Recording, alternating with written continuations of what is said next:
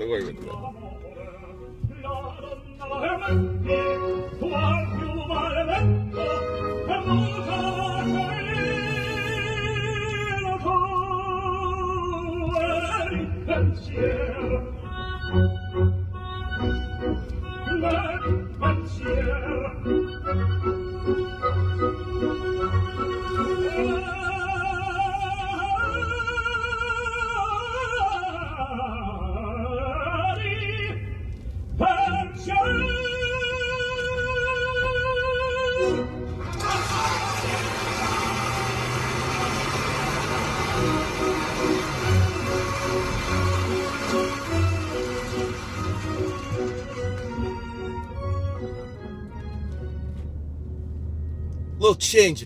A little change of pace.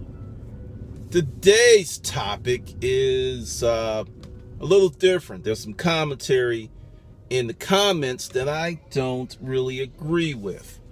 I actually am very, very much against that. The gist of it is, are leaders born or leaders made? It's usually a combination of the two concepts. When I was a little boy, mentally and physically, I thought in absolutes. Thought that certain things were just carved in stone. Leaders were born. People with certain abilities, they were just born that way. Then I fell down and I had to become my own personal Humpty Dumpty and put myself back together again. I believe some people have natural leadership abilities, but I have known people with these natural leadership abilities that never went anywhere in life. And I've known people who had no discernible leadership abilities whatsoever go quite far. So you can have both. Some people are born leaders. Some people turn themselves into leaders by decision or personal circumstance. I had no intentions of becoming a leader. I had to become one to survive. I had no discernible leadership skills in school. I had none in the military. I was a hard worker. Everybody wanted me on their team, but I was the lone wolf dude. Really like working by myself. But I have a question for you. How much do you think of yourself? There are people who are watching this video going, hey, leaders are born. There are people who are watching this video, hey, I can become a leader. I've got the stuff. I've got the right stuff. I've got the gusto. I have the drive. If you go back to the Matrix, and when he went to see the Oracle, and I love that movie. I love the whole series. That's one of the few DVD sets I own. She said, you're not the one, kid.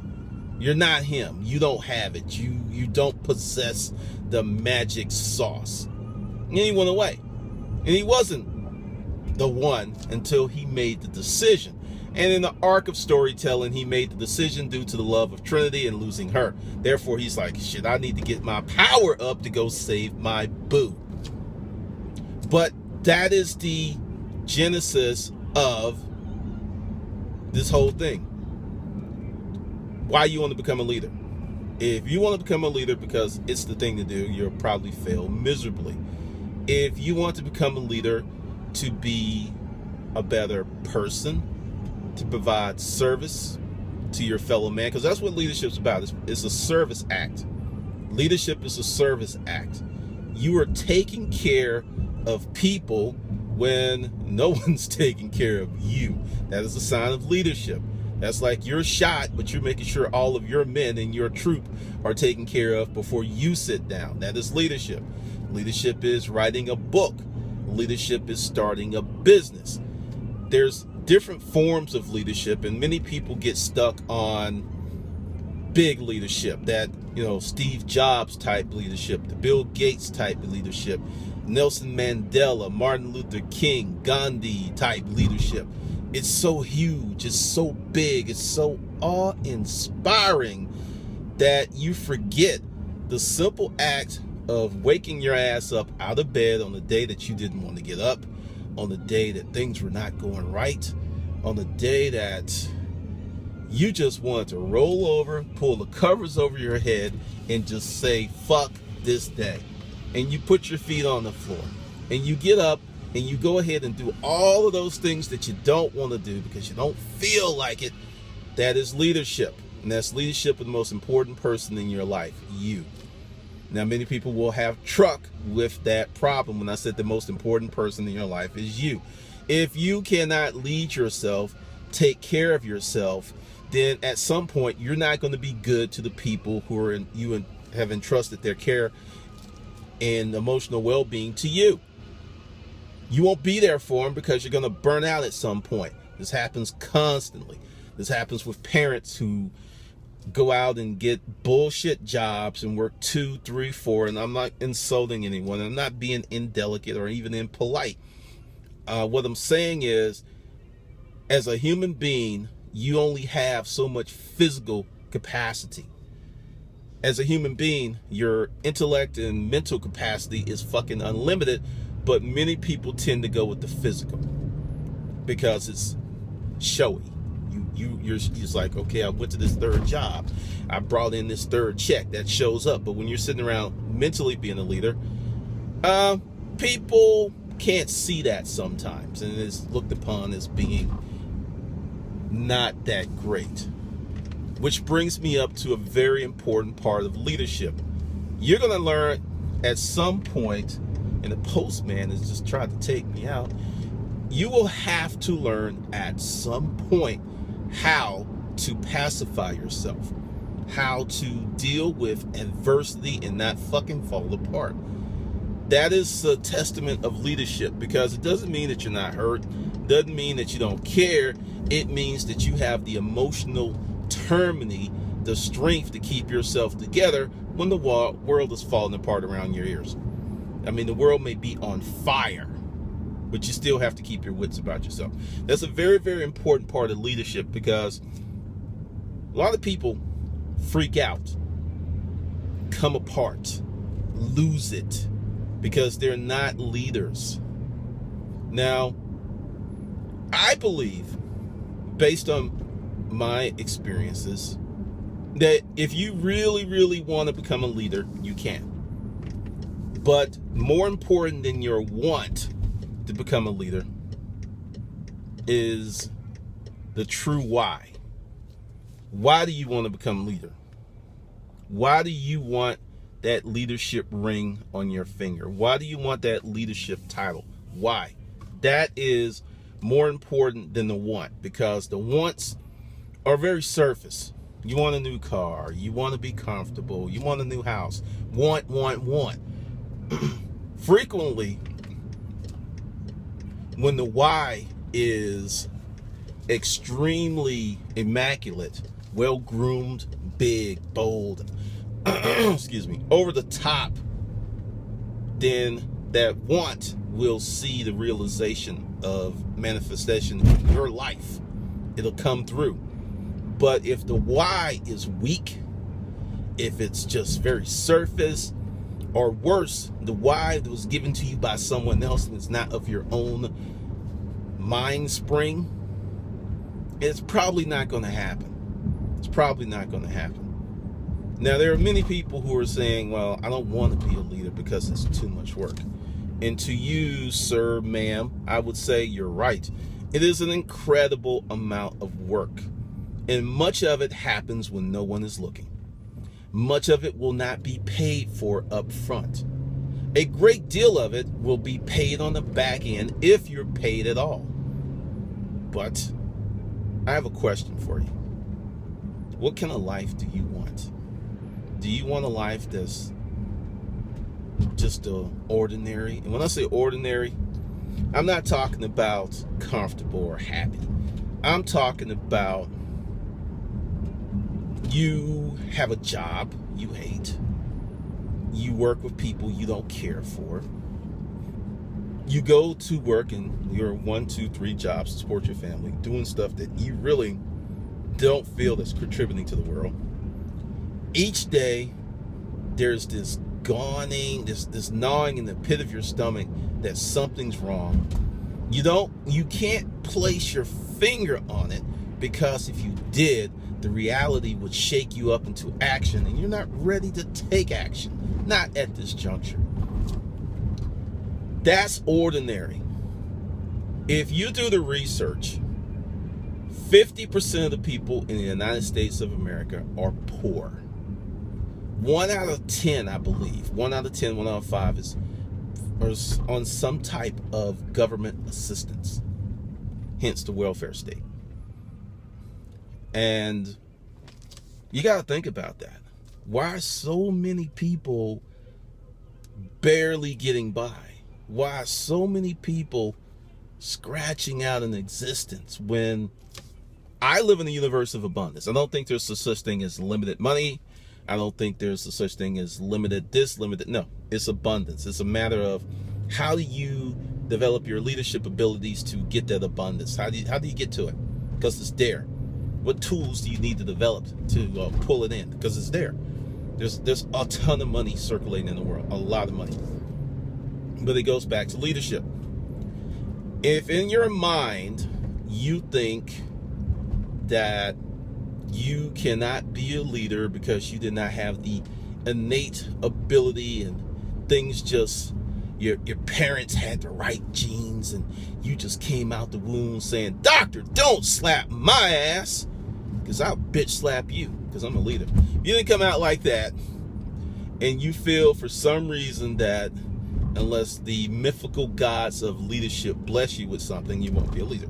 I have some very blunt, and I might have some things to say you're not going to like. You, my dear friend, are a coward. You don't want to do the work. You don't want to change because you know it's going to be uncomfortable. You know it's going to take you on a trip that is full of worry, that's full of danger, full of criticism. Being a leader is raising your hand and saying, "I'm going to take the criticism." When you start anything, you build a business, you write a book, you do something different, you will be criticized. I had a friend who I'm still trying to get to do this, who would not do YouTube because I heard that people really talk bad about you. I was like, yes, you'll be talked about, but the benefit will outweigh the negatives. Still working on that. That is that cowardness. That is that I don't want to be uncomfortable. I don't want to be different. I don't want to experience any pain because it doesn't feel good. Now, to live the life of a coward, of an ordinary person, is to live a life of acceptance of mediocrity. You can be better than you were. You can be better than you are. This isn't about getting rich. This is about seeking freedom. This is about choosing choice and personal freedom to do what you want to do with your life on any given day versus having to do a bunch of things that you could not give a damn about, but you need that check. Understand, if you rearrange your thinking, which takes leadership, which takes self-direction, which takes some introspection of saying, hey, we're going to do some things a little differently here. We're going to make some different choices. We are going to amp up our efforts to gain greater clarity in life. Now, people are like, where is he driving to? I do these videos when I'm doing errands and I'm helping someone out today. So this is a dual purpose deal. When you want to really, really step your game up, you have to ask yourself this question. If what I'm going to get is worth what I'm going to lose, going through the process of becoming a leader, you're going to lose a lot of comfort. You're going to lose certain freedoms because you're pushing yourself. You are stepping out on a ledge. You're going to go to a different type of juncture in your life. You're going to essentially change. I could not do the things that I am currently doing if I was the same person I was 15 years ago.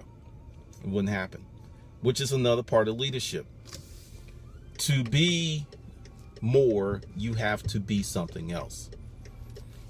Many of us, especially Americans, are stuck on this notion of keeping it real and staying the same. If your life is fucked up, your life is fucked up because of the total sum of thoughts you had up until this point that you heard this message. It didn't get fucked up overnight. I don't care if your mama wasn't there. I don't care if your daddy wasn't there. That is only that's only there for a second. If you still got daddy issues, you still have mama issues, and you 30, 40 some years old, I want you to really think about the choices you're making. You're allowing someone who is not in your life dictate your life. How fucking weak is that? I will repeat that. You are allowing someone that is not in your life dictate your life. They're not there. They're not saying anything. They're not doing anything. You are creating this monster in your own head, and you're fucking with yourself because you have no greater purpose.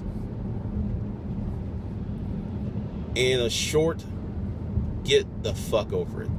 And that sounds like really, really cruel. That sounds very harsh. It's like, that's mean. Oh God, no, don't say that, Glendon. I need to commiserate with my inner child, and we need to go through this and go through this. And no, you need to grow the fuck up.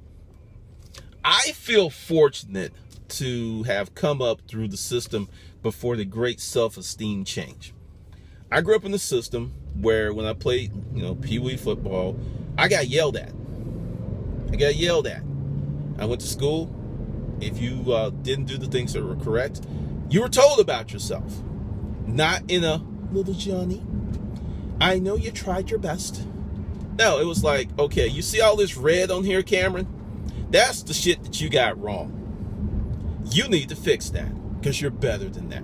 I got that message over and over and over that, hey, yeah, you're wrong, but you can fix it. When you learn how to deal with certain adversity, like getting yelled at or someone talking about you or these things, you develop an inner resolve of strength, because I think we live in a namby-pamby nation where people are not the leaders they can be because they're sucking on the Kool-Aid of personal self-esteem. Sometimes when someone tells you that, hey, you're fucking up, you're fucking up. And instead of coming apart, if you learn how to deal with that and not lose it, not have your whole day fucked up, you become a powerful person. I have met people that if well, just talk about fuck. I will say fuck 3 times. Fuck, and double fuck. Didn't see that one coming. There are some people who have turned off the video because I used the word fuck. Oh God, he used that word. Oh man, it just, wow, I can't deal with this, I'm out. If the word fuck moves you to the point that you cannot listen, I'm going to tell you why. It was something that you were taught. This is not an ideal that came to you. This was a part of your value system that was installed in you by people. And I've noticed something. Certain people who have a problem with profanity often have a problem with reality. I want you to hear me out on this. There's no empirical evidence on my side, but this is just from personal experience that I have noticed this over and over and over and over. Folks who cannot deal with the word fuck often cannot deal with reality. Just can't do it because they have a weak sense of propriety. It's like, I don't say that because a person's, I'll give you an example. I'm about to slay some sacred cows here. This goes back to the born a leader or made a leader thing. How many times have you heard if a person cheats once, they're always a cheater? How many times have you heard a person say, you know, if a person's a certain age, they're not going to change? How many times have you heard these things which are absolutes that, hey, this is how it's going to go, it's never going to change, this is where these people are going to be for the rest of their life? I term that as stasis judgment. You could have fucked up 15, 20, 30, 40 years ago, and you will be judged on that one act, that one moment in time, forever. As if you were Hitler, who didn't do one thing. He was responsible for killing millions of people. That's a lot of horrendous, I don't even know if that's a word. That's a lot of horrific, yeah, that's a word. Horrific acts done by one person, which should be remembered, and he should be condemned. But when you have a human being that makes a mistake, and I noticed that this is very, very strong for certain cultures, that you cannot escape that stasis judgment. I believe in second chances. I believe in third chances. I believe in fourth chances. I believe in fifth chances, because I had 5 businesses that completely failed, and I kept going, and one day it started to work. So there's no such thing as you only get one chance. Now, if you're dealing with a person with stasis judgment mindset of, hey, if you get this with dating some women or some guys, if you fuck up once, that's it, which is really stupid, because to me the human condition is full of fault and flaws. So when someone fucks up, I don't go, oh God, you're fucked up. I go, okay, well, I knew sooner or later that was going to happen. I just didn't know the degree, because you're human. I used to actually tell women, it's like, you know, at some point I'm going to fuck up. And it was like, oh, what do you mean? It's like, I'm going to fuck up at some point. And it's not because I don't like you or anything. I'm human, and I don't know you. I may say something like, you know, cats are stupid, and your favorite cat, Boo Boo Kitty, died, and you start breaking down in tears, and I have no idea why you're breaking down in tears. Then I say something else like, well, at least the cat's not here, and then you just break down even more. Did I intentionally wound you? Nope. Did I fuck up? Yeah, I did, because I was operating on the fact that I thought, you know, you didn't give a shit about cats, but I didn't know that Boo Boo Kitty fucking died. This happens all of the time. And when someone does something like that, they are spiritually castrated as being this bad person, and they'll never ever have any redeeming values again, because they said bad things about Boo Boo Kitty. I am not kidding you. I don't know how many women that I have met who have this mindset that somehow that you must accept them and all of their flaws, but you must remain perfect at all times. Keep a job, don't get too fat, and keep all your hair. Well, they completely fall the fuck apart. Now, the guys do that shit too, but it's just really, really crazy to think that a person's not going to make mistakes, which goes back to leadership. As a leader, you're going to make a lot of mistakes. You're going to make a ton of mistakes. You are going to make a shitload of mistakes. Some of them you're going to do 2, 3, 4, 5 times. The only way that you're really, really going to fail, you may get fired from the company. Your company you started may go bankrupt. You may experience some nasty repercussions. But the only way that you're truly going to completely and utterly fail if you stop. If you stop. I'm telling you, I'll put this again, because this is like, there's a bunch of new people here, and this first question is like, do you have a degree? And a lot of people will judge you. This will judge you. It's like, oh, you don't have a degree? You ain't shit. Stasis judgment. You don't have a degree? Well, you don't really think that much of yourself. Now, I'm cool with that because typically the people who say that stuff make way more money than they do.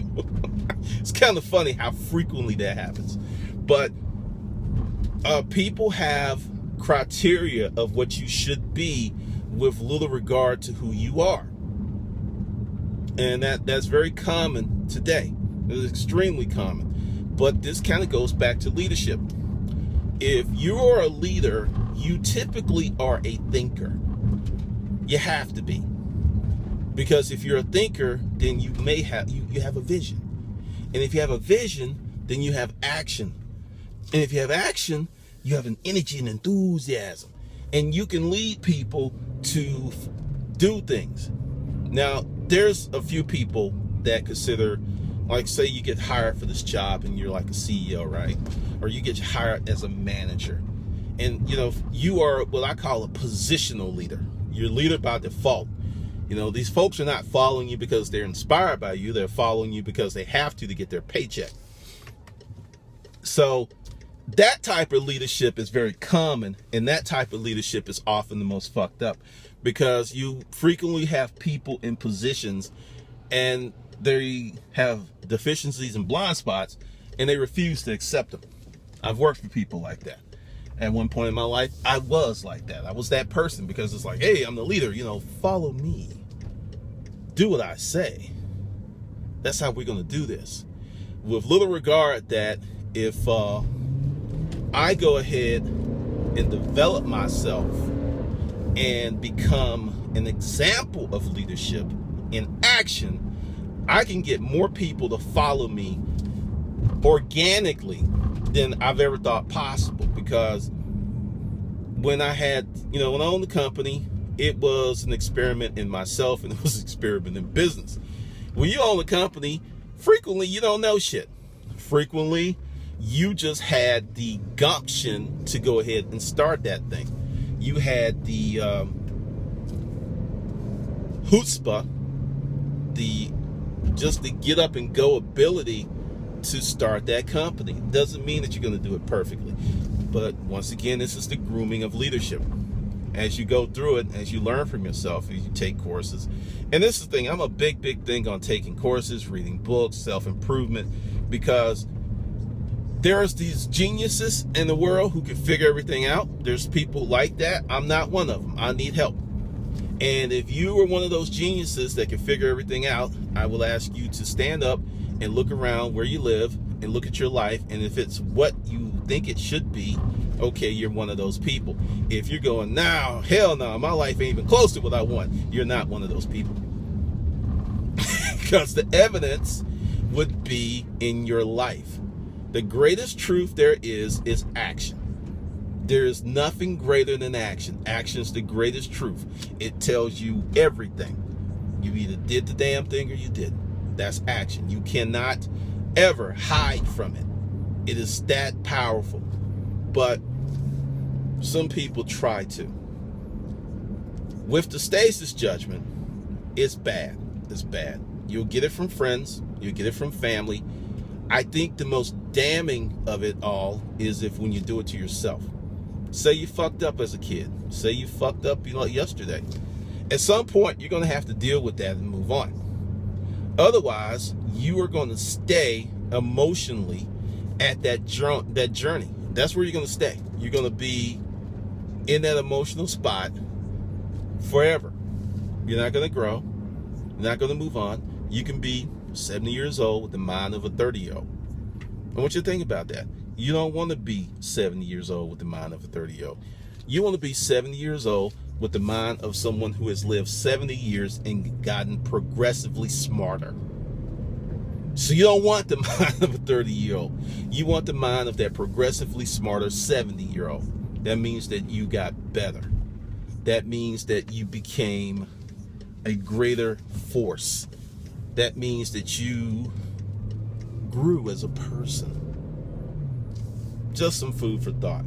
But don't get caught up in that thing that leaders are born. You're pretty much selling yourself short, because how do you know if you can be a leader or not if you've never tried? Many people will accept certain social dogma. Once again, person that cheats always cheats.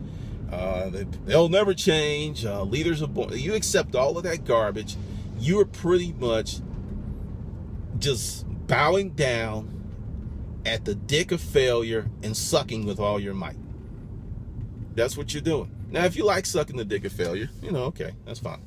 But if you don't like the taste of the dick of failure, could be pretty fucked up. Now, if you don't want to be, I don't know where the fuck that came from. I don't know. Maybe I saw a phallic image as I'm driving. But if you don't like sucking the dick of failure, then get off your knees, stand up like a man, stand up like a woman, and say, I will not suck the dick of failure. I'm not sucking any fucking dick. Matter of fact, I'm gonna get my dick sucked. Matter of fact, if you're a woman, you're gonna grow one. Leadership talk. It's often said about women who are successful in corporate America that they grew dicks. And to a degree, it's true, because if that woman did not do those things, she wouldn't have made it. She wouldn't have made it. The culture would have ate her up. She had to do it. And I think that's one of the reasons that women are starting to suffer strokes and heart attacks at the same rate as men. There is that whole thing with the age difference. With our generation, women are kicking off just as fast as men, because they're taking on the stressors like men. There used to be a big age gap, like 10, 15, 20 years. It's like 5, 6 years now. And it's gonna be reduced even more dramatically if people don't start changing how they live. But essentially, it's a choice. To be a leader or to not be a leader is a choice. Are you gonna make that choice? Are you going to continue to be on your knees? Because everyone can stand up if they want to. Now, if you're submissive, hey, I'm not talking to you. You know where your position is. But if you're not submissive, or if you don't want to be submissive anymore, you can make that choice to be a leader. You can build yourself up one day at a time. Just a little food for thought, because if you're going to start a business, if you're going to rock on this channel, you're going to have to be a leader, or you're going to get your feelings hurt frequently. You're going to hate to hear me talk, because I'm going to be talking bad about you. I'm going to be saying bad things, and I'm going to have fun with it. All right, this is Glendon. I'll see you on the good side.